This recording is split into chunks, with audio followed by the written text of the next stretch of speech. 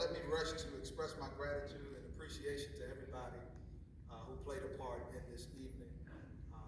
All of the reflections and all of the artistic components have just been amazing. Valley Community Gospel Choir, thank you guys so much. Yes. Petey, you're the man. Raise your hand. Raise your hand. We just want to thank all of you all. This evening, I don't want to speak to you all from my vocational capacity as a clergyman. I can do that, but I don't want to do that tonight.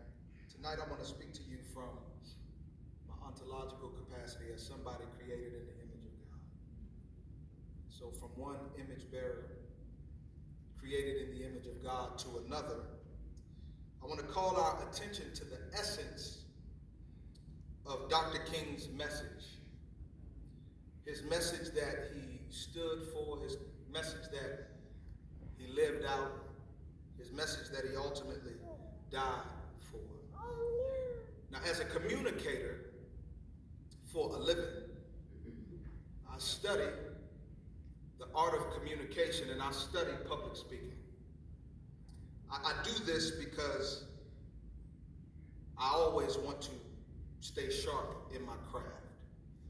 Even though speaking in the church is slightly different, it's not just technical, there's a very real spiritual element to what I do in preaching the gospel, but I still study the art of public communicating and public speaking.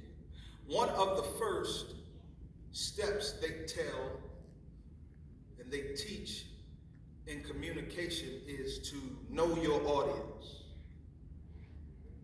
But the more that I've lived, and it ain't been that long, the more I've studied, the more I've witnessed human interactions, I realize that is not the good first step. That is not an adequate first step when it comes to public speaking or any form of communication for that matter. I believe that the first step in all of public speaking, in any communication, is to tell the truth. That should be the first step, to tell the truth.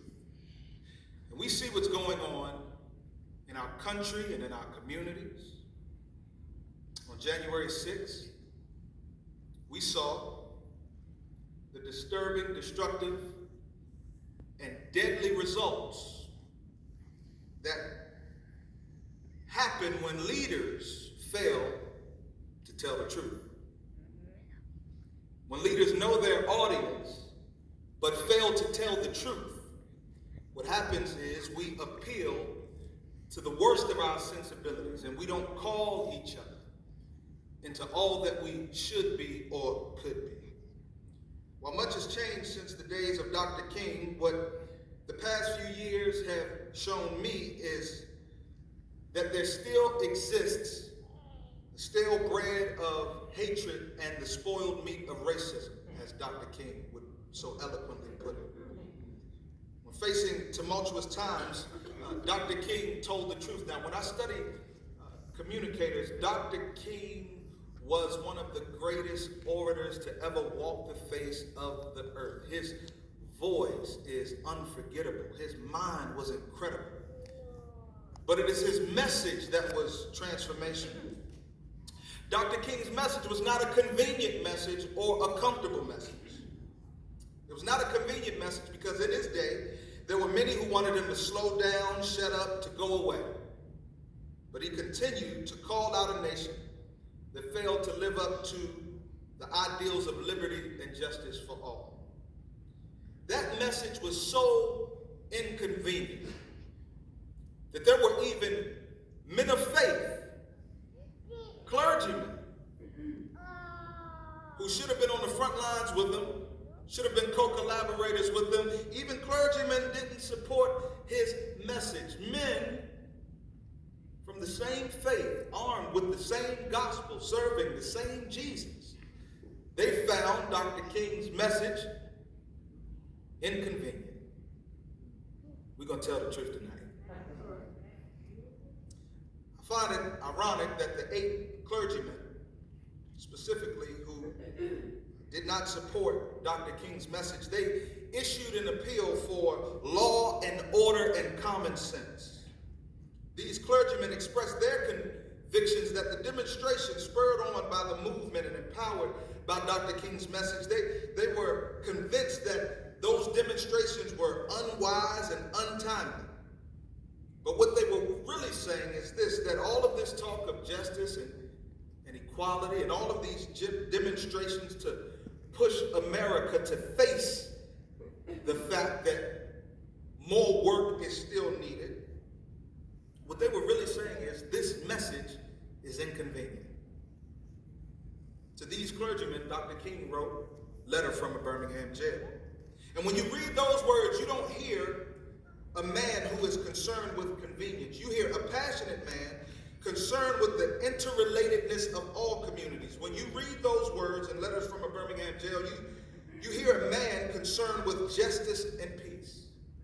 And as a Christian, Dr. King embodied the teaching of Jesus, which taught, "Blessed are the peacemakers, for they shall be children of God."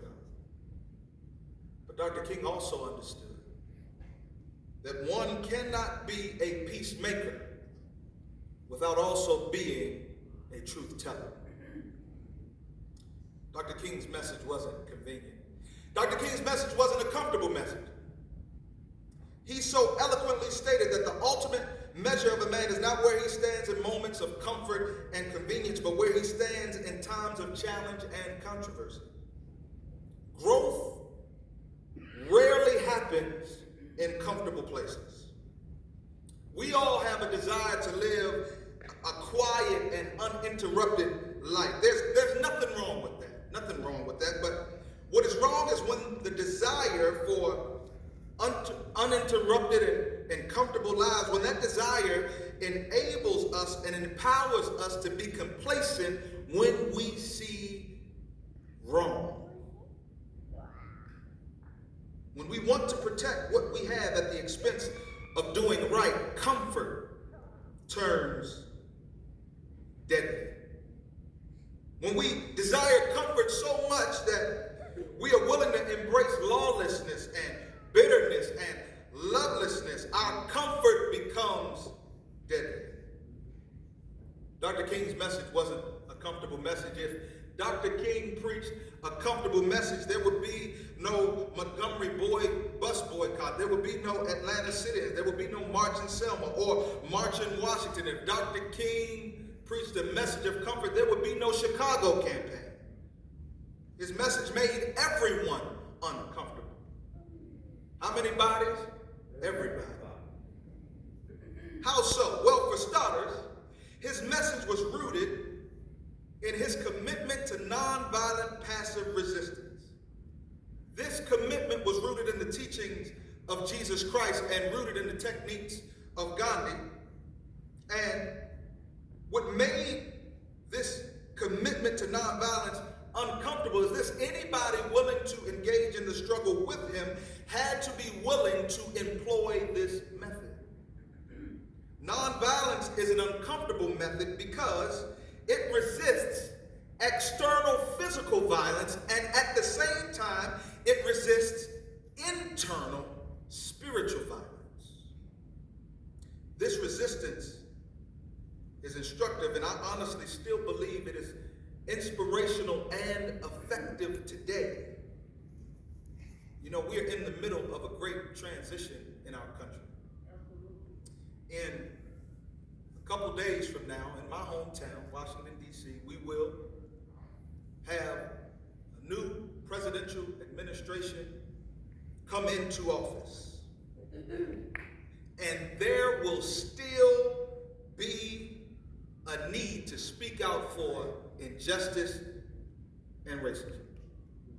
Now, I don't say this as a pessimist, but I say this as a Christian realist, because no matter who is in office, we still daily have to do business with our hearts, whether or not we will choose love over hate, whether or not we will choose hope over despair, whether or not we will choose deception over truth. Every day we wake up, no matter who lives at 1600 Pennsylvania Avenue, we've got to do business whether or not we will choose unity over division. You know, our theme for this evening is building a stronger community through service. And when I hear this theme, I don't think of the word revolution. You know, when we think about making change, everybody wants to start a revolution. Well, when you have a revolution, eventually you will end up back where you started. We don't need no more revolutions. The American Revolution was spurred on by passion, yes, and a just cause, yes, and violence. We don't need another revolution. What we need is revival. And when you look at the definition of the word revival, revival means to improve the condition or the strength of something. Another definition is a restoration to bodily or mental vigor, to bring to life the consciousness, the spirit, the soul of a person. Revival is not about raising the dead. Revival is about helping living people live some more. And this is what Jesus came to do. Jesus said, I come that you might have life and more life. But life is stifled when it is the recipient of hatred. Life is stifled when it is the perpetuator from bitterness. We need a revival. A revival of what? I'm so glad you asked all the right questions. I'm a Baptist preacher, so I have to have 3 points. And if you don't listen to nothing else I say today, understand what we need to revive in order for us to build our community stronger through service. First thing we need is a revival of truth. While the truth may be uncomfortable and inconvenient, it is the necessary element of all true revival. You cannot revive a home if you think the home is perfect.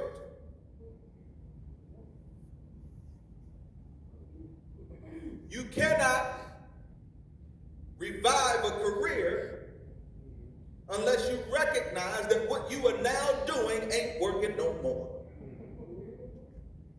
So revival has with it the necessary element of truth. Let us commit to telling the truth. Telling the truth about what, Nick? Tell the truth about ourselves.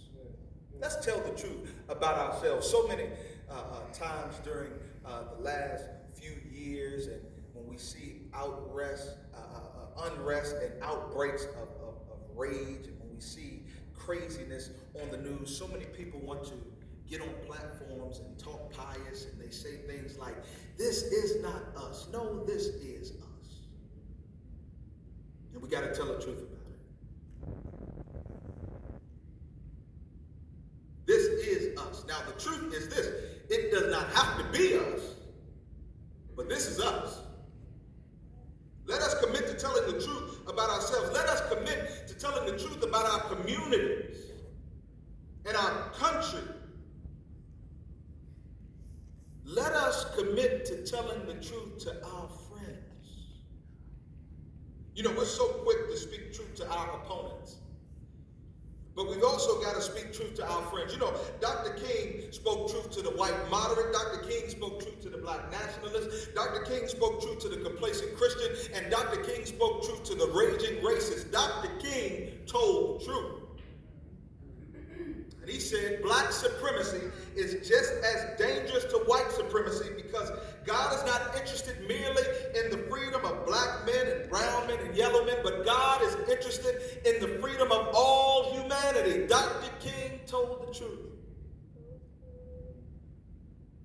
A revival of the truth means this, that we can laud the progress in our land while also lamenting the pains and the problems that exist in our land. If I can tell the truth, I can say, like Mayor Darling so eloquently said, I'm proud to be an American and disappointed to be one at the same time. Not only do we need a revival of truth, but we need a revival of hope. It is hope that can help the soul resist from becoming cynical. Cynics rarely change the world or transform their communities. Hope is not satisfied by what it sees on the outside, but hope is driven by the possibility of a better future that stems from a vision on the inside. And no one can be an effective community servant if one embraces despair. If social media is draining your hope, get off of it. If watching the news is draining your hope, get off of it. Engage in things that fuel your hope. You know, Dr. King would say it is the buoyancy of hope that keeps us from drowning in an ocean of despair and indifference. And so we need a revival of truth. We need a revival of hope. And lastly, we need a revival of love. In the early days of the civil rights movement, many people did not refer to their techniques as nonviolent passive resistance. You know, that was for the foofy folks. The average person engaged in the civil rights movement, they saw what they were doing. They saw it for what it was at its essence. And what is that? Christian love. Those are not my words, those are Dr. King's words. He said what we were doing at its essence was not known as nonviolent passive resistance. It was just simply known as Christian love. And Dr. King lets us know that this Christian love is not just sentimental. Dr. King's message of love taught us that love is not emotional bash, it is not empty sentimentalism, but it is the active outpouring of one's whole being into another's. That's what service is. Service is armed with the truth. Service is anchored in hope, and service is motivated by love. It is from love that we can pursue the best for our country, the best for our communities, and the best for our country. It is from love, not from power, but from love. Yes, we know that it takes power to change policies, but it takes love to speak to power. And Dr. King would say it like this: power without love is reckless and abusive, and love without power is sentimental and anemic. Power at its best is love implementing the demands of justice, and justice at its best is power correcting everything that stands in the way of love. I like it how one old person I heard said it. They said justice is nothing more than just love in its dress clothes. So it is this revival of truth, hope, and love that I believe we need, so that we here in the Rio Grande Valley can build a stronger community through service. Now, this revival, it will not be comfortable, it will not be convenient, but it will be worth it. Thank you, and God bless.